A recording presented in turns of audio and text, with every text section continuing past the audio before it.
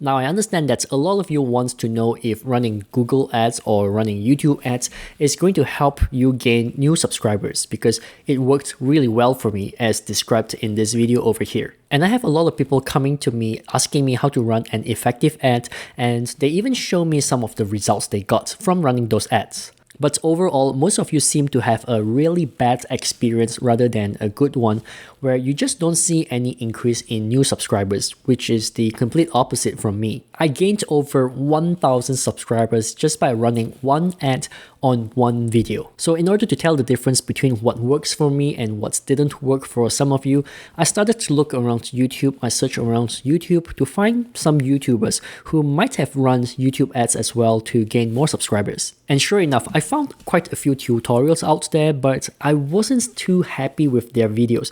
Mainly because it doesn't look real to me, it looks a little boastful, and seems like they are hiding something and not being completely transparent about their ads. But I did find one in the end, and interestingly, this guy, his name is Peng Jun, he revealed something that sounds really logical to me, and the best part is, his niche closely resembles to mine. The story is, he spent over $5,000 to run several Google ads or YouTube ads campaigns on multiple different regions. So he was running ads on countries like in the US, in Australia, in Singapore, and other countries in the world. Now, I don't really jump into conclusion the first time I watch a video because it does take a while for a channel to convince me. So if you want to see if this guy knows what he is talking about or if he's an expert in his niche, I will leave a link to his channel in the description below so you can check it out for yourself. But what I want you to pay attention to is the video that I have in my description below. In that video, he ran several ads on just one video, which is similar to me.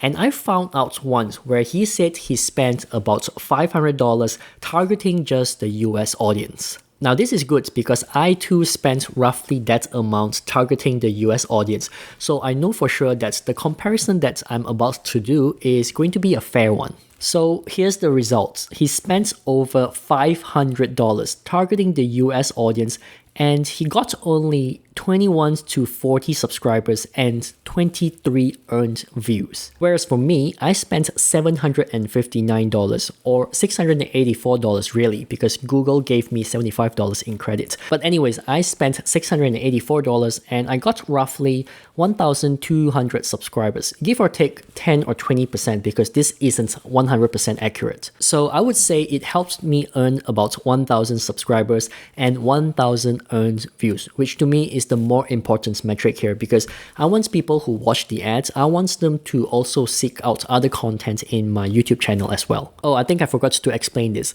Earned views means the viewer watches your ads and then he proceeds to click on your YouTube channel to watch even more videos. So why is there such a vast difference between his ad and my ad? Each of his US subscriber cost him about $12.50 to $23 per subscriber, whereas for me, it only cost me about 50 to 60 cents per subscriber. I mean, 50 to 60 cents per subscriber is still pretty expensive just to get subscribers, but it all depends on how you see it. But still, the question remains, why does it cost so much for him? And does that mean anyone who watches my video and ran ads my way is also facing the same problem? I do have a few thoughts on this, on why my ads seems to be converting a lot better. So please let me share this with you and maybe you can make some adjustment to your ads to get better results. The first point here is the type of ad he is running, which is completely different from the one I was using. I believe mine worked a lot better because I was running discovery ads, whereas for him, he was running in-stream ads. And these two ads works very differently. In discovery ads, my ads will only show up when people search for a certain keyword, and when it hits it, then my ads will be at the very top of the result. In-stream ads is those ads that you see before the video starts, also called pre-roll ads, and this type of ads is a lot more expensive and viewers are forced to watch it for at least 5 seconds before they can skip it. From the looks of it, discovery ads, when you know who your audiences are and what they are searching for, it seems to convert a lot better because you are kind of addressing their question. Think about when you're looking for an answer to something and you started searching for it on YouTube. I want to be the first one to give you the answer before everyone else do. I want to be the one that is right on your face. So I paid for discovery ads to appear at the very top of the search results, and I will give you what you want to hear. And if you're satisfied with my answer to your question, then chances are you feel like you gain some sort of value, and then you decide to subscribe, and then you look forward to more videos from me. In-stream ads works a little bit differently. To me, it feels like you're forcing your viewers to watch an ad that they do not want. I mean, sure, you can place your ad in front of a viewer who is watching similar content to yours. I think that's how it works. But think about it. If you already selected a video to watch by a particular YouTuber and the very first thing that comes up is an unrelated ad, then chances are you are just going to wait for that skip ad button to click on it so that you can move on and watch the video that you want to watch. Unless, of course, they are browsing videos after videos in search for something, then maybe your pre-roll is going to work. So the strategy between different ads is different, and the same goes with the type of video you are promoting. The second point I identified is how the video is presented in the ad. The way Peng Joon did his ads was he just recorded a minute-long video and then he uses that video as a pre-roll ad.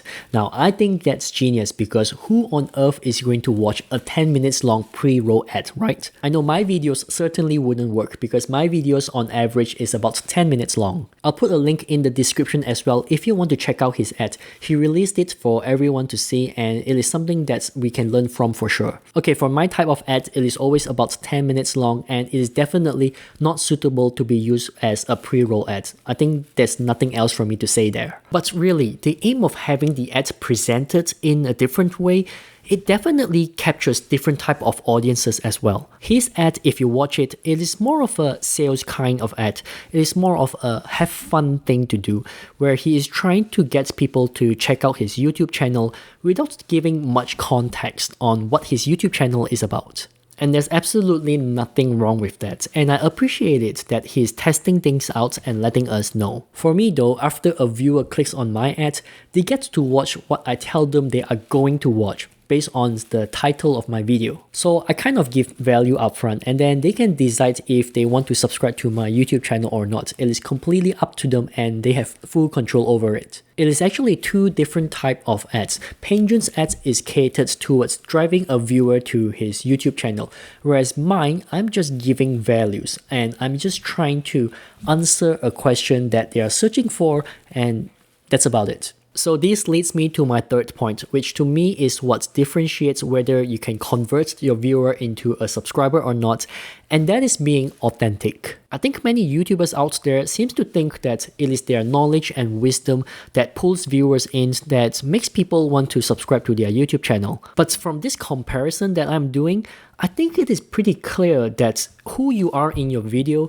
your authenticity, that is what makes people want to subscribe to your channel. It is more about you being you rather than trying to be a smart guy who thinks he is smart but really isn't all that smart. I mean, even if you are smart, there will be a small group of people who will interpret that as you trying to show off. Like for me, I made mistakes. I make tons of mistakes on my YouTube channel, and I'm not afraid to show that because that's me, that's who I am. And also because I am kind of running out of topics.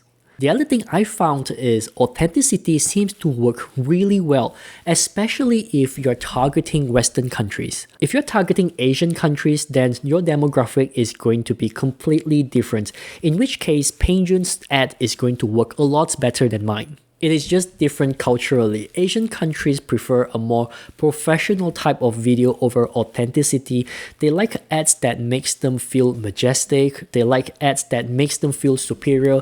They like ads that makes them feel a lot more important than anyone else. So when you're running ads, you really need to know who your target audience is. And finally, I just want to say that if you're running ads for the sole purpose of getting more subscribers like I did, then I suggest you don't run ads at all. The reason is pretty simple. It is because subscribers are just not as important as having organic views. Sure, running ads for me helped me increase my views a little. I used to get about 10 to 20 views for my first 20 to 30 videos, and that was so frustrating. But now I'm getting roughly 100 to 200 views per video. But that's a really small jump in views, and it is not worth spending the amount I spent on ads because it just did not help my channel grow organically in any way. The other thing is it makes it really hard to tell where your viewers are coming from for your overall channel because 90% of your traffic source is going to be dominated by YouTube advertising. YouTube combines the watch hours and views that you're getting from YouTube advertising into one single analytic. And this makes it really hard to tell which video is performing well organically so that I can create more of that type of content instead. Not to mention, the analytic is already pretty complicated to analyze, so adding another metric to it just makes things a lot more difficult. If I were you, I would focus more on trying to increase my daily average view from 100 to 200, from 200 to 500, from 500 to 1000, and so on.